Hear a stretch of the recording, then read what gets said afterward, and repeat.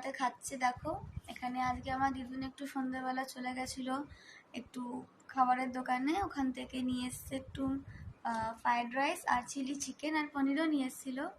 তো আমি অল্পরে দুটো একটু খেয়েছি আর বেশি খেতে পারিনি। মা খাচ্ছে, তো মা চিকেনটাই বেশি ভালোবাসে। তো আরেকটা তোমাদের যে জন্য ভিডিওটা করা, তোমরা হয়তো বুঝতে পারবে না আমার মায়ের খুব কষ্ট হচ্ছে এই কদিন ধরে। কারণ হঠাৎ করে আমার মা একটা জিনিস দেখছে যে আমার মায়ের ঠোঁটের এরিয়াটা না ফুলে গেছে, মানে কিছু খেতে পাচ্ছে না। এই জিনিসটা খুবই রেয়ার হয়, মানে কারোর সেরকম হয় না। মানে আমি নিজেই দেখে অবাক যে এটা কী ধরনের জিনিস। কিছুই মানে ঠোঁটটা কেমন একটা হয়ে গেছে, খুব কষ্ট পাচ্ছে। প্রথমে ঠোঁটটা পুরো শুকিয়ে গেছিলো, তখন আমাকে বলছিল যে দেখ আমার ঠোঁটটা না শুকিয়ে গেছে। তো আমি বললাম যে কিছুই না, একটু বোরোলিন দাও ঠিক হয়ে যাবে। কিন্তু এখন থেকে ঠোঁটটার খুবই বাজে অবস্থা, মানে কেমনি একটা বেশ হয়ে গেছে, খেতে পাচ্ছে না, কিছু করতে পারছে না, কথা বলতে পারছে না ঠিকঠাক। খুবই কষ্ট হচ্ছে মায়ের, যার জন্য আজকের লাইভটা করা হয়নি, তোমরা সবাই জানো। তো কালকেও লাইভে আসতে পারিনি, তোমরা যারা লাইভ স্ট্রিম দেখেছো তারা বুঝবে যে লাইভে এসে বলছে যে ঠোঁটের জন্য আসতে পারছে না। আর খুব আমার মা খুব মানে একটু পিটপিটে টাইপ। আমার মা নিজে এরকম হলেই মায়ের খুব কেমন একটা হয় ইরিটেশন। সেখানে সারাটা দিন এরকম নিয়ে বসে থাকা খুবই কষ্ট, মানে খুবই মানে ইরিটেটিং ফুল।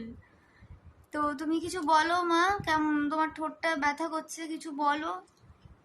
কিছু বলতেও পারছি, সত্যি কথা কিছু বলতে পারছি না, আর কি নয়, মানে কথাটাও বলতে পারছি না ঠিকঠাক।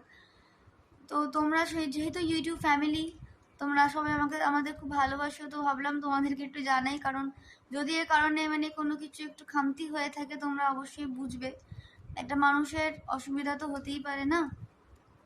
তো খাচ্ছে, এই যে এই জিনিসটা ইচ্ছা তো করে সবারই খেতে, কারণ এমন তো না যে টেস্ট হারিয়ে গেছে, টেস্ট তো আছে কিন্তু খেতে পারছে না, খুবই খারাপ জিনিস এটা। আমাদের যখন এই টাকরাটা কেটে যায় তখনও আমরা খেতে কেমন করেছি, কিন্তু ঠোঁটটা ফুলে গেছে পুরোটা এখানে।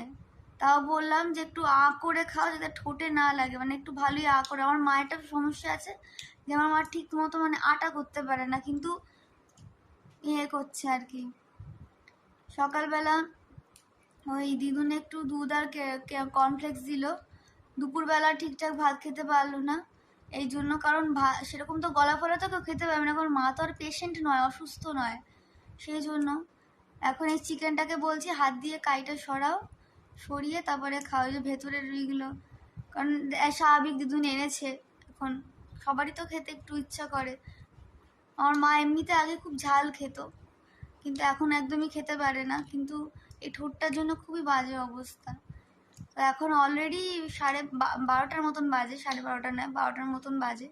আজকে লাইভ করতে বসছিলাম, বাট মায়ের জন্য আসলে মা যেহেতু আসতে পারছে না, তোমরা সবাই অনেকে বলছো যে মাকে, কিন্তু মা আসতে পারছে না। তো আমি বললাম যে একটা ব্লগ শ্যুট করি, বলি সবাইকে, আমাদের ইউটিউব ফ্যামিলিকে বলি যে কেন প্রবলেম, তোমার কি প্রবলেম হয়েছে। একটা মানুষের প্রবলেম তো হতেই পারে, দেখো তোমরা কি খারাপ অবস্থা লাগছে। আর মা খুব ইরিটেটিং ফিল করছে, বলছে না দেখাস না, লোক খারাপ ভাবে। আলাম যে না না, ইউটিউব ফ্যামিলি কেন খারাপ ভাববে, যারা দেখছে তারা অবশ্যই তোমার প্রবলেমটা বুঝবে। খুবই ব্যথা করছে, কথা বলতে পারছে না, কিছু তো বলো মা।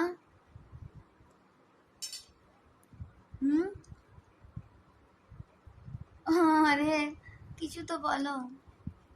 আমি বোবা না, কথা বলতে পারি, জানি।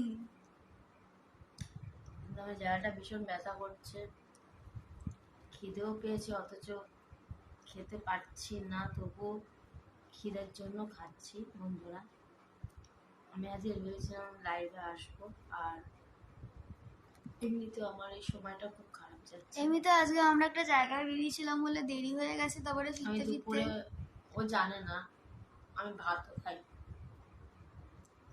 একদমই ভাত খাইনি।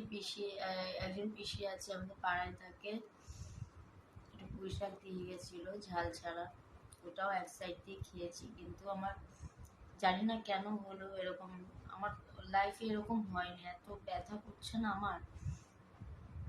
তো তবু খিদের জ্বালায় আমি খাচ্ছি। আমি প্রথমবার এরকম দেখলাম কারোর ঠোঁটে পুজ হয়, সত্যি কথা আমি প্রথমবার দেখলাম। মানে বুঝি না ওটা। তাহলে হে ভগবান, জ্বর ঠোসা বলে ওটা। ও যাই হোক, আমি জানি না অত। কারোর ঠোঁটে জ্বর টসা হয় মানে, হ্যাঁ পিসি এসেছিল যখন পোশাক দিয়ে গেছে, তখন আমাকে বললো তোর জ্বর ঠোসা হয়েছে, গরম বোরোলিং দিস। আরে যাই হোক, এটা কষ্ট তো হয় এখন। আমি তো বুঝতেই পারিনি যে এরকম হবে। আজ সকালবেলা উঠেই আমাকে বলছে দেখ দেখ কি ফুলে গেছে। আমি বললাম যে এ কি? তখন বলছে খুব কষ্ট হচ্ছে মা। আমি বললাম যে ও হ্যাঁ। ঘুম থেকে উঠেই অনেকটা সকালে উঠে গেছে। আমি আজকে বেলা অব্দি উঠেছি, সত্যি কথা বলতে তোমাদের আমি আজকে একটু বেলা করে উঠেছি।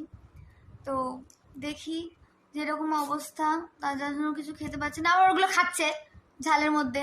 ঝাল না, ঝাল না? না সিরিয়াস, একদম ঝাল নেই, বিশ্বাস কর।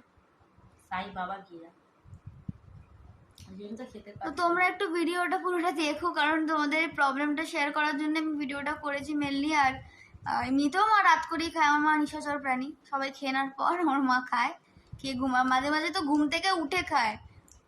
এরকমও গেছে। আমি রাতে খাই কি, তো ভালো মন্দ না হলে একদমই নেই। তো সেরকমই। তো তোমরা সবাই ভিডিওটা একটু দেখো, একটু ইয়ে করো, ঠিক আছে? আর অবশ্যই আমাদের আরবি ব্লগটাকে প্রতিবার যেই ভিডিও বানাই না কেন আমি একই কথা বলি যে আরবি ব্লগের চ্যানেলটাকে একটু সাবস্ক্রাইব করো, আমাদের ভিডিওসগুলোকে লাইক করলে পারলে ভিডিওটাকে একটা লাইক করে দিও, কমেন্টস করো। আর দেখা হবে নেক্সট ভিডিওতে, আর লাইভ স্ট্রিমেও দেখা হবে। So tata all of you, good night, have a nice night ahead.